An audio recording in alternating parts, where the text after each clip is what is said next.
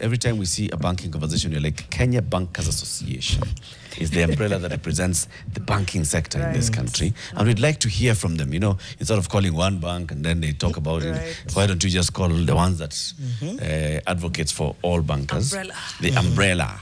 And so this morning we're joined by Dr. Samuel Tiriongo, who is the Director for Research and Policy at the Kenya Bankers Association, to talk about very many things, especially understanding why our loans are still expensive. Well, he'll tell us maybe they are not, or maybe, I don't know. Daktari, good morning. Good morning, and thanks for having me. Asante, thank you very much for honoring our invitation. We have a lot to cover, so let's get straight into it. But first, Janet is going to give you the day's quote. Yes. She normally does this, so she looks at what has been said by other people. She reads a lot. You can employ her louder. The Department of Research and Policy. And she fits the bill. So then she comes up with a quote of something that was said a long time ago by someone. Let's see if it makes sense to you today. Many pitch. Right? I wish I had time to read way more than I used to. Life happens and sometimes but I love reading. But you're reading. But I'm reading. That's what's important. Yes. Mariam, you had to go Taifa Leo and I'm still... I mean, Nikusoma. Nikusoma. Yeah. Very true. Michere Mugo, Kenyan scholar, playwright, activist, once said, history is written by those who survive, but most remembered by those who suffered. What do you make of that? I would relate that to the experiences that we've had before, particularly in trying and attempting to refine the pricing in the country, particularly of loans. Because we've had an experience with the interest rate capping between 2016 and 2019. So we have a history that we experienced, and I think we pick lessons from that, and I think we are unlikely that to go that route again. And that actually formed the foundation of the conversations that we had around the refinement of the risk-based pricing environment to avoid completely a situation where we slide back into an interest rate capping environment because it was not pleasant. We saw credit crunch in the economy, and of course even our businesses were not able to access credit through that time. So we were very keen and very intentional to avoid a slide back into that experience. Thank you. Wow. It wasn't a good experience for the bankers especially, right? For the banks, right? The interest rate, because when you say it wasn't a good experience, did the citizens complain that because there's a cap on how high the interest would go, we are suffering? Or is it that the banks then felt that you are not given much leeway? At the time, because of the challenges of pricing, because what typically happens is that when a loan is being priced, it's always good to appreciate the risk profile of a consumer. And then that consumer then is priced appropriately. For consumers with very low risk, definitely they're given a price commensurate with that risk. For consumers that have a high risk, then again, a price commensurate to that high risk. But in a situation where there is interest rate capping or there is a control on how much to price, then that means that those consumers that their risk would not price them within that limit would definitely be shunned from accessing credit. Okay. So not possible to accommodate them within the cap, because I think of the cap as just an upper limit. Yes. Like for instance, when we had the interest rate capping, it was CBR, central bank rate plus 4. Now, central bank rate, say, assuming it's at 10, then that means the maximum that you can charge on a loan is 14%. So a consumer who would be able to access credit at 14.5 or 15 or even higher, because of their risk profile, would definitely not be able to access credit. So it denies them access to the same credit because the pricing framework does not accommodate them. Yep. I think at some point you'll come into this risk profiling and ask what you consider, you know, as a bank, what are you considering when you're basically assessing my risk? But let's first start with some of these definitions. CBR, because in all loans, there will be CBR. This central bank rate, what is it?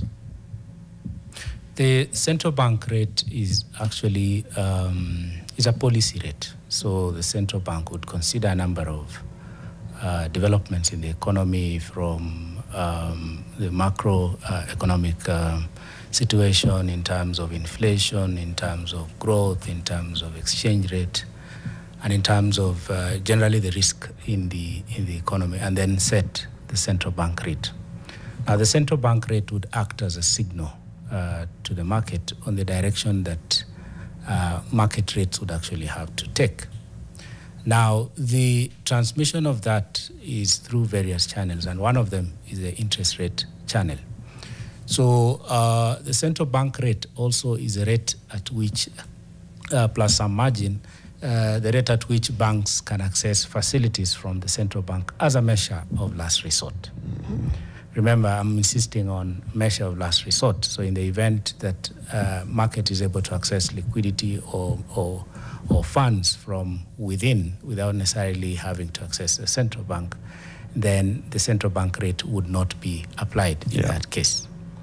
So the concerns around the central bank rate is that sometimes it may be misaligned with market conditions. Mm-hmm.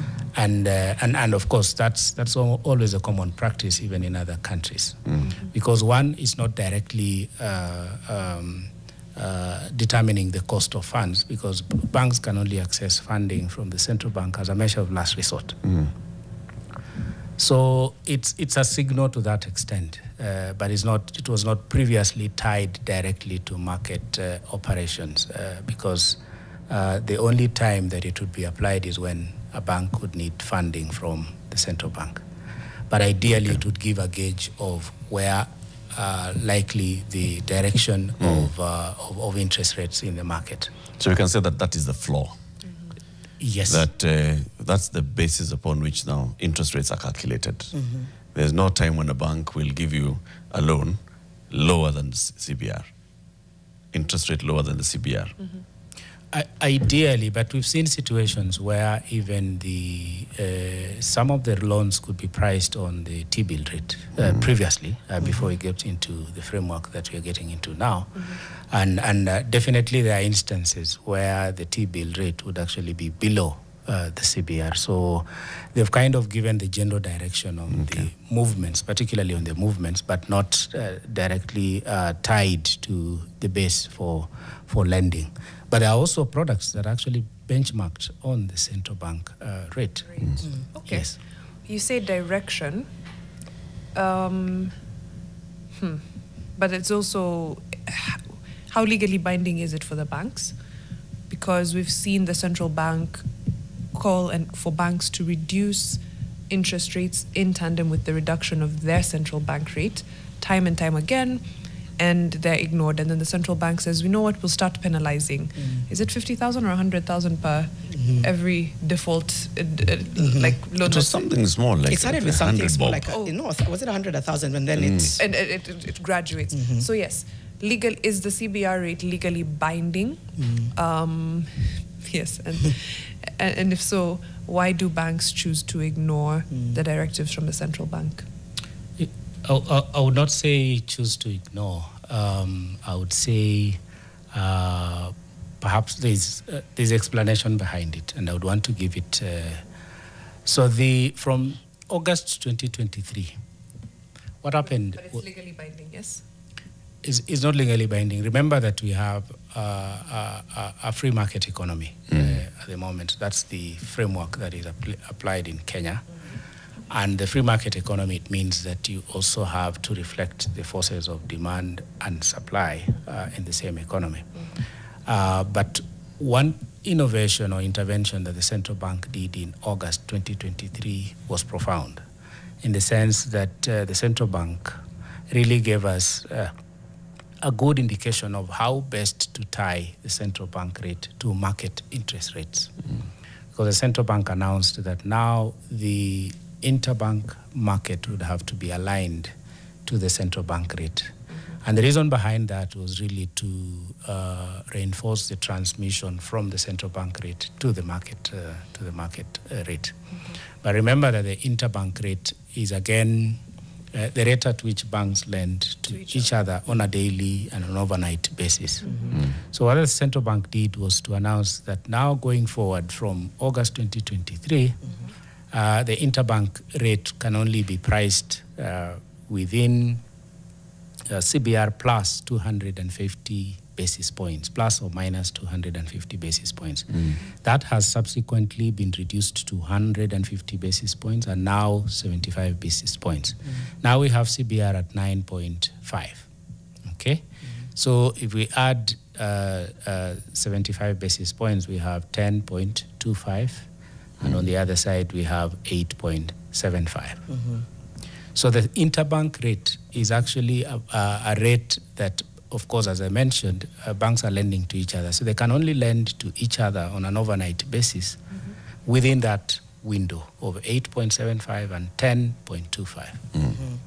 Now, on a daily basis, you would have transactions, banks of random nature lending to each other. Now, there's an average for that day. Now, the reason why it was within the corridor now is so that there is an anchor from the central bank rate to the interbank outcomes.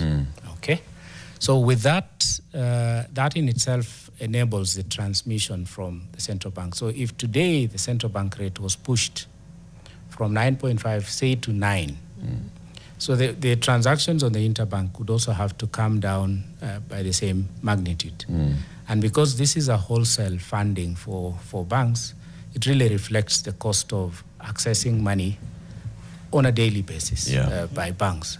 Because banks would go to the interbank whenever they need. Say, for instance, Latif, you've written a check to Janet, and your bank does not have adequate liquidity, adequate funding, they would go to the interbank and borrow so that that check actually pays off. So that's what happens? That's what happens. So it's not overnight? It's overnight because you pay. Where does it have to be overnight? Well, does overnight mean after banks close and before the banks open?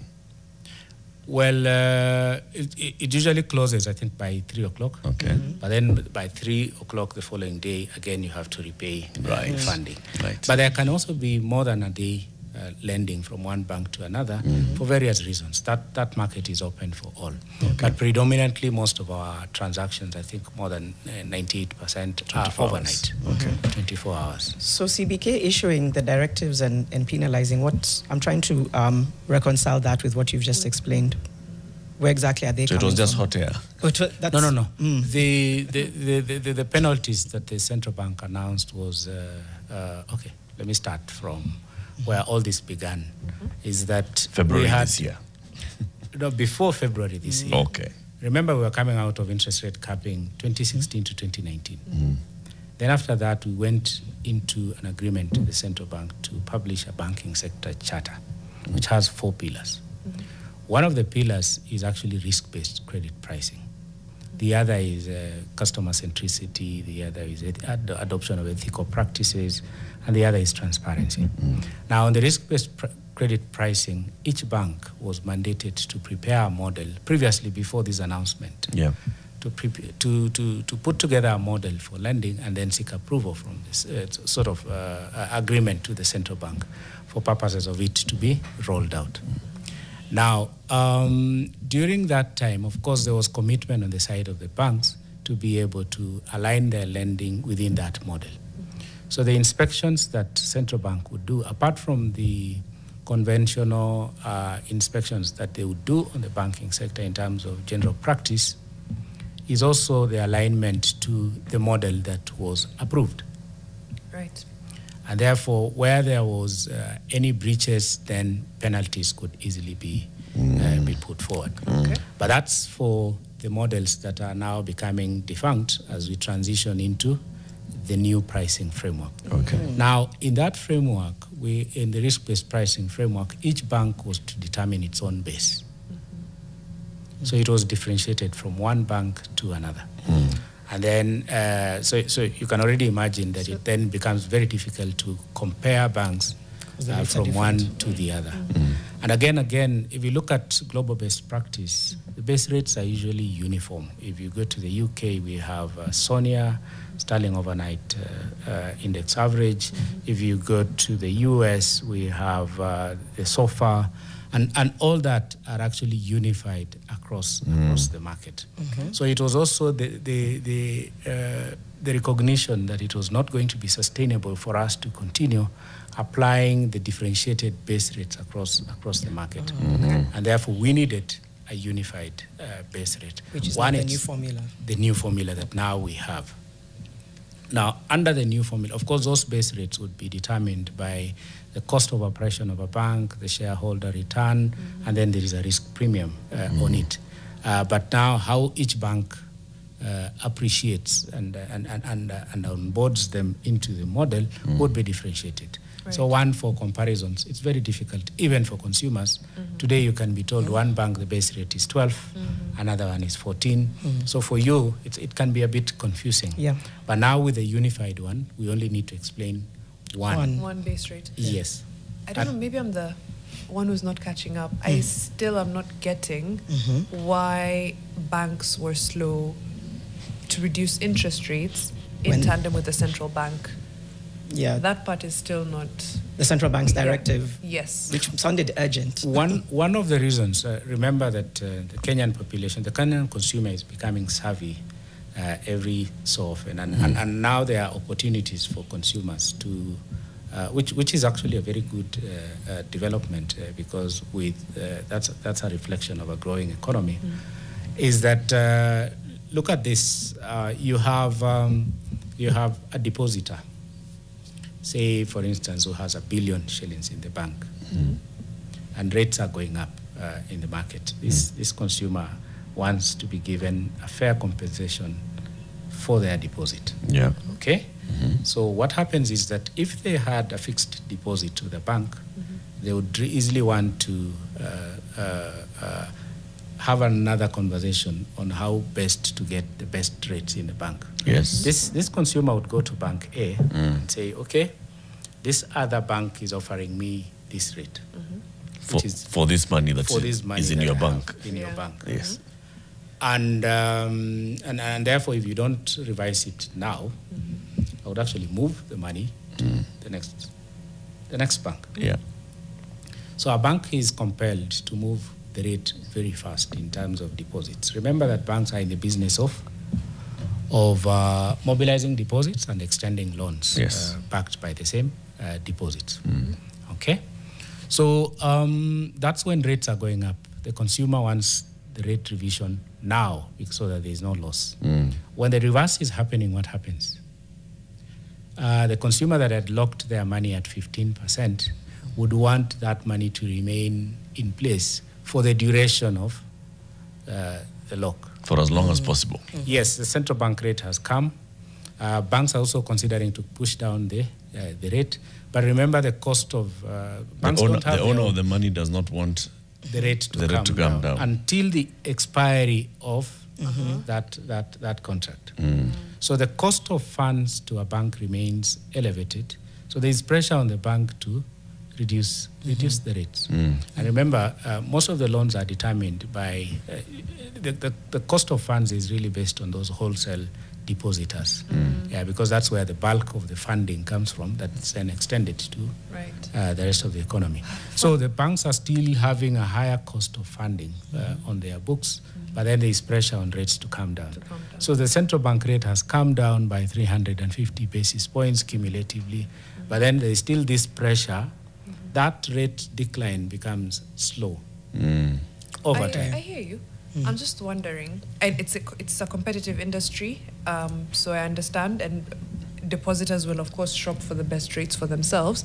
But from the Kenya Bankers Association point of view, if it is agreed that we are all reducing our lending rates, then that means that all of us will not be able to improve interest rates on deposits. and then across the board, so you don't really lose anything. Like, I'm thinking from a compliance perspective, if everyone complies, then there's nowhere to run to. Understandably, people do want better rates for their deposits, but yeah, if everyone complies with a reduction in lending rates, then no one will have the flexibility to give someone else better rates for their fixed deposits. Well, it's competition for the same funding. So at the end of the day, we are in a competitive market, and therefore each bank is desiring to have the most deposits that then can back their lending. So it's a bit difficult then to agree that we are not offering higher rates for deposits because at the end of the day, banks are at different levels of being able to accommodate different costs of funds. True. Yeah. But they're also making record profits. Yeah. So again, Where's even the balance? where's the balance? Even with a reduction in interest rates, this is just anecdotal. A reduction in interest rates, an increase in some fixed deposits, right? Especially from your, like, you call them wholesale. Depositors. I think you would still be making record profits. Maybe not as record, but maybe you can hold on to that thought and explain. Because I think the question here is, banks just don't want to let go in favor of the consumer. They don't want to let go of that extra billion, 2 billion, 3 billion, which is fair because you're a bank, but that's why the central bank also exists, and this central bank rate also exists. And in all this, I was going to be like, okay, so how does it then come back to affect the consumer? That's the other question. But yeah, to your point, we'll come back and you can speak to that after the break. We are in studio with Dr. Samuel Tiriongo, Director of Research and Policy from the Kenya Bankers Association, talking about all things loans. And then we have to come back and also talk about Kesonia, the new pricing formula, the why now, which I think you've alluded to, and a lot of other questions coming up to 7:30. Bakari Sagna says, why are Kenya's average bank lending rates at approximately 17% among the highest globally? And I think we can get back into the conversation with what we asked you before the break. Right. You were trying to, Mariam was grappling with still saying there's something there that you're not letting go Still of. not coming down. Is that position factually correct? Is that around an average of 17% the lending rate in the country currently? Number one, and number two, among the highest in the world, or at least in the region. No. The current is about 15.2, and it's coming down. And that current is, I think it was July. So June. And I think July number would even be much lower because every bank, as we observe, has actually cut their rates. So it's not among the highest in the region. And we've still seen countries with over 20%, and definitely all this is a reflection of a number of factors. Remember, the central bank rate went all the way to 13%. So, and that being a risk-free rate, as you put it initially, if you load an interest rate risk component on it, then definitely you can see that the averages of 18 was actually within the range. And as the central bank cuts the rate, we are seeing that coming down much lower. Dr. You're here today to educate us about the new pricing model for loans. I think maybe get into that, then we'll come back into seeing whether this will be any different from what you had before in banks determining how much interest to charge on loans that we take, and even how you extend loans to the private sector, individuals, retailers, citizens such as I. So what is this new pricing model and how does it come into play? Okay, so picking up from where we started off, that we had differentiated base rates, but now we're getting into a unified base rate, and it's actually coming out of that link between the interbank rate and the central bank rate. Global best practice says that you use market-based rates to define a base rate. Now that we have a unified base rate called Kesonia, this is a Kenya shilling overnight interbank average.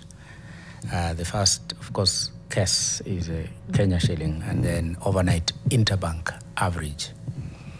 It's typically just a renaming of the interbank that we've been seeing on the central bank website, but ideally there is a computation to it. So there is the base rate would be determined by the interbank average on a daily basis. But that average, remember, is actually an annual rate. In as much as you say banks are lending to each other at 9.7%, that 9.7% is per annum, but it's prorated for each day. Okay. When the funds mature the following day, and then there's a prorating that happens, apportion that 9.7% to a daily rate. Now, what would typically happen in this new framework is that we now have that new base rate, which is common for all. So if you go to any bank now, you'd see the same base rate. Not now, of course, during the transition period we are likely to see, which I'll talk about the transition period. But then over and above that, banks would now load any extra cost related to lending. Extra in the sense that there is part of that cost that would be covered by Kesonia. If say, for instance, banks are having to pay 12% for their wholesale deposits, say, for instance, and Kesonia is 9.5, then that difference is actually loaded back because that's a cost that a bank is incurring for purposes of immobilization of deposits. And then also above that is what they consider the return to shareholders. Because at the end of the day, it's a business enterprise, and therefore there is expectation on the part of shareholders that there would be a return from that business. Okay? And then over and above that, we also have the risk premium for the consumer. The risk premium for the consumer would now be determined by, say, for instance, your CRB score, as well as other additional assessments that the bank would do and make a judgment on your risk profile.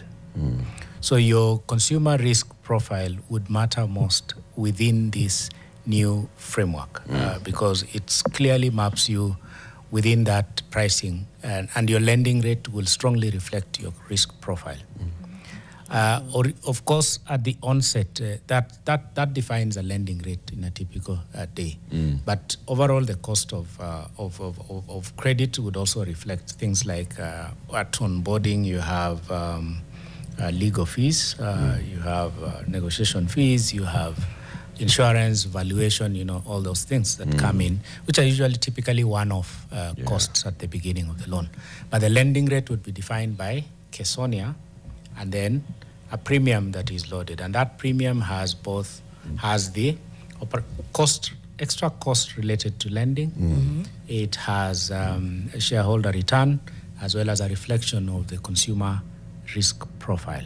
Okay. So your CRB score would matter because that become an input in determining your lending rate. So now for lending rate that Janet would get would be different from what you get, differentiated by your risk profiles in the market. Yes. So and before this wasn't operational. Well, what would happen is that because already the base rate was differentiated, so some costs that now go into the premium that is loaded were part of the base rate. Yeah. Shareholder returns.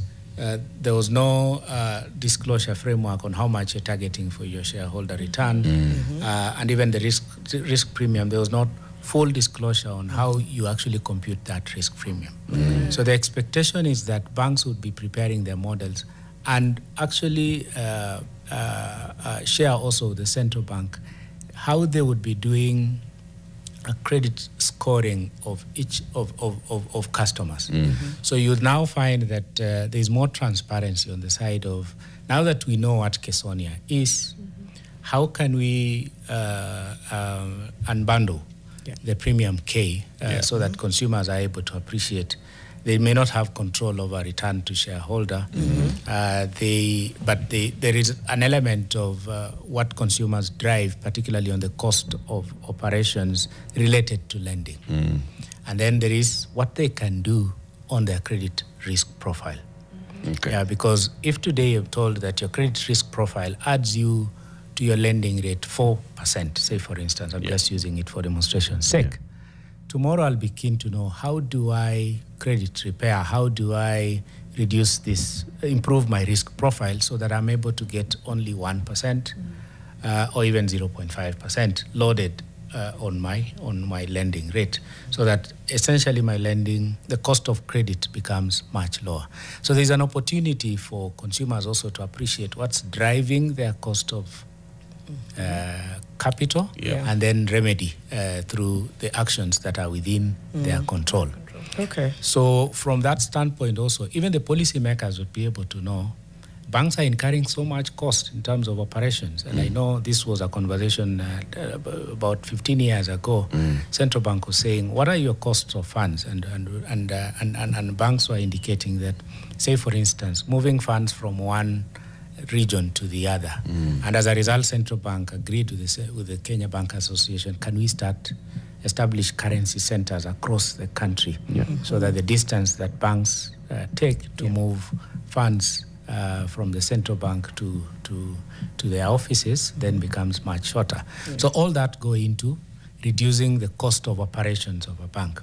So we have a chance now to actually be able to know what drives the cost of lending and then take remedial action from the policy side as well as also actions by consumers to reduce the lending rate. So in your assessment, this does actually balance the bank's needs and consumers and fairness to the consumers, this formula? Yes. Okay. So it takes on the transparency element because consumers will be able to know. We have a total cost of credit website that we co-host to the Central Bank of Kenya, which actually shows details. We've been publishing the rates across each bank. We treat this more like it's a shopping window for consumers, other than to walk across banks. Just go into that portal and know which bank is, say, for instance, offering the best loan rates on mortgages, on unsecured facilities, on secured personal loans, things like that. So again, we are going to fine-tune that website so that you have a one-stop shop that you can actually compare it. And that's actually going to work in terms of, in as much as the premium K is not curtailed, competition in itself, because when they are all published on the same page, competition would kick in and competition would narrow definitely, because banks then would be keen to invest in higher efficiency, lower cost interventions in the market so that they drive their costs down, thereby driving the cost of lending down. Okay. Now, just to go back a little bit, banks have made record profits over the last few years, even when the economy has seemingly, not done as well, and that feels like it's come at the cost of consumers. Lending to government seems to be very, what would I call it, lucrative right now. Not so much to consumers. So yeah, I'm looking through and I'm thinking wholesale depositors get good rates. Lending to government gives banks good money. The person losing at the end of the day is the person trying to access credit for a personal loan, a mortgage, a business, something to shikilia until tomorrow so that they can buy stock for today. How does this remedy that? And I know you've talked of the transparency, but sometimes it feels like banks will, as long as they have these other avenues, if they can still lend to government, and there was just a story on the Business Daily about government making a U-turn on domestic borrowing, after challenges from getting funding outside. So yeah, as long as these other avenues still exist, you still have wholesale fixed depositors who have big money. You still have government that you can lend to at great rates. How does this protect the consumer at the end of the day? Or make it better for them? Before I get into that, also allow me to just explain the same developments that are happening in the market with the launch of the CBK DAO CSD. Consumers directly can invest in government securities. So the same consumers that can invest in government securities are now looking at what's the cost, what's the return on government security? 15%. At some point it went all the way to 18%. So the same consumer is saying, what are you giving me so that I don't take the money to government? So you have to give them matching rates. So what does that mean for lending rates? As I explained earlier, it also pushes it up because the cost of financing is also going up.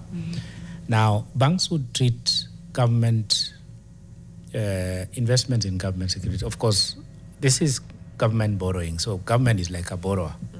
We would have corporate borrowers, government, and then we have individual borrowers at the end of the day. So it also matters how the economy is faring at any given time. Right now, private sector loans, the non-performing loans have gone up to 17.6%. So for every 100 shillings extended to a private consumer, nearly 18% of it goes bad. So what would that trigger, essentially? It would trigger either rates, because it's a credit risk at the end of the day, that if I extend this loan to this individual, so that pushes up the risk component. And the higher the risk, definitely the higher the return that is expected out of it if you are to engage in that business contract. So it's with higher credit risk, and so banks become more cautious. They tighten lending, or if they have to extend lending, then it has to be at commensurate rates to cover for the risk exposure. Because at the end of the day, if today you bank with Bank X, and you're told that they do reckless lending to anybody and just about anyone who goes for funding without due regard to the risk profile, you would worry most about the safety of your deposits in that bank.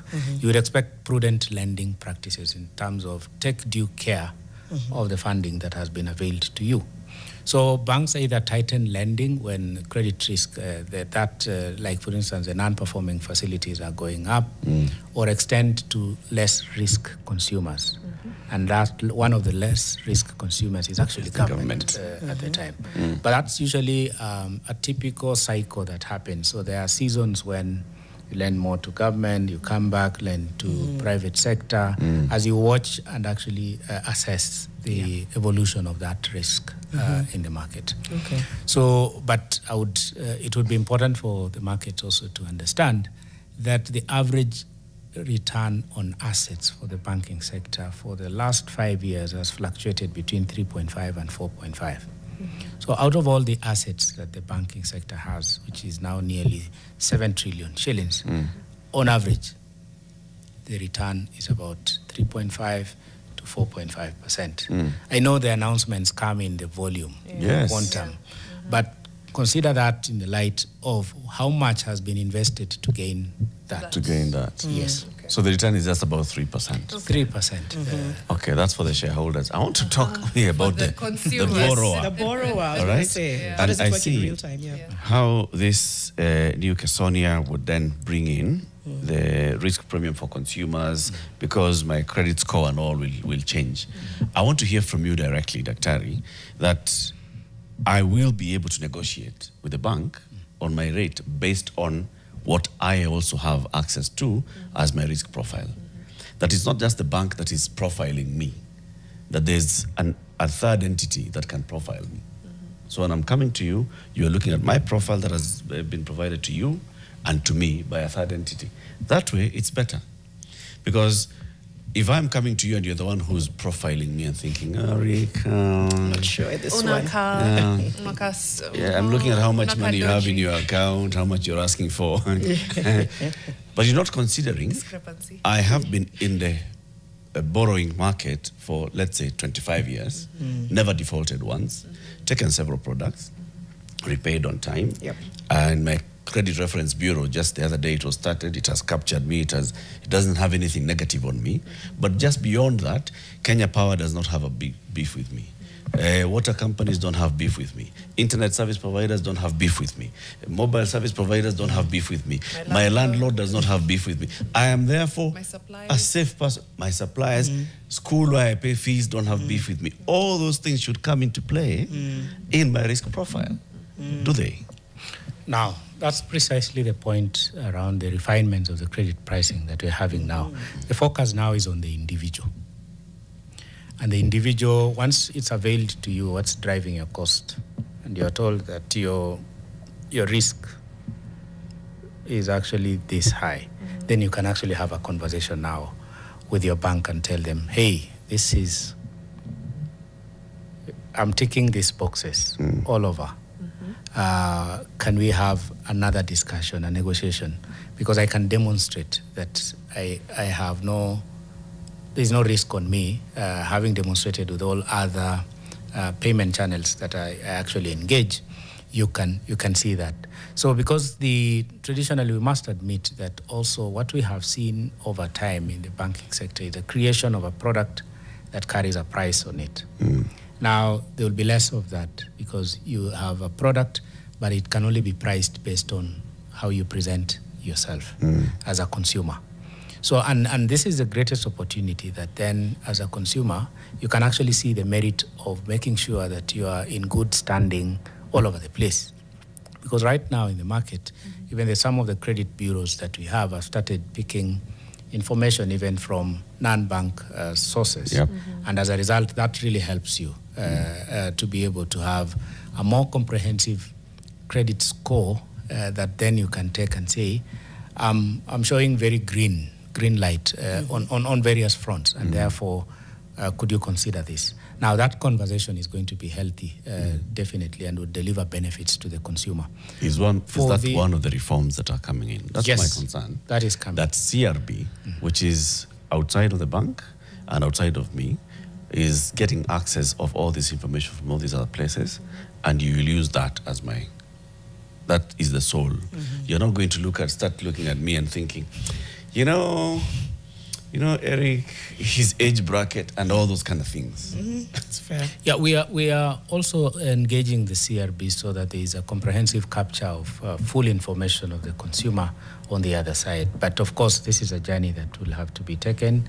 We acknowledge that CRBs have made strides in onboarding as much information as possible. There are still gaps therein.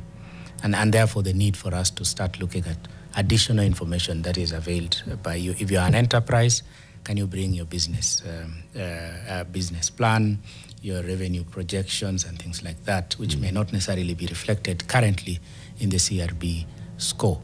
How are you? Bankers have been asking those questions. Yeah.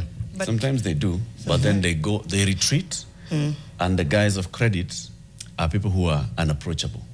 You're dealing with your customer relations manager who tells you, hey, wale watu yeah, definitely. You feel like you're having to fight back, right? And saying, bring those people here to the room so I can talk to them directly. Talk to them, They talk to me direct. And hear from me. Yeah. Actually, that's going to change tremendously, because what's going to happen is that now that this new base rate is changing every day, for the customer-facing bankers, they will also have to be fully up to date on where we are with the pricing, where we are with the base rate, and how we now onboard a consumer on the basis of their own risk profile, and not based on a bank policy that was approved back office. So it's about you being rated on the table as you approach the bank. I wanted to ask a question. When you think about Kenya's credit market, say 3 to 5 years from now, what does success look like? Is it less predatory lending? Is it fairer profiling? For you, what would it look like so that we get to a point where bigger profits? Throw in bigger profits. But what are the 1, 2, 3 things that come to mind when you think of ideally 5 years from now, the success in Kenya's credit market? What comes to mind? I think we will be living out the banking charter, the pillars of the banking sector charter. We will have more refined credit risk-based pricing models that then deliver benefits to the consumers in the sense of do not deny anybody credit, but allow everybody credit, but price it commensurate to their risk. So we will have more transparency. Consumers will know exactly what it means for them to invest in good risk profiles as we go. So all that definitely deliver benefits to all. We recognize that, say, for instance, the transformation of the economy that we are in is really anchored on the enterprises that we have in the economy.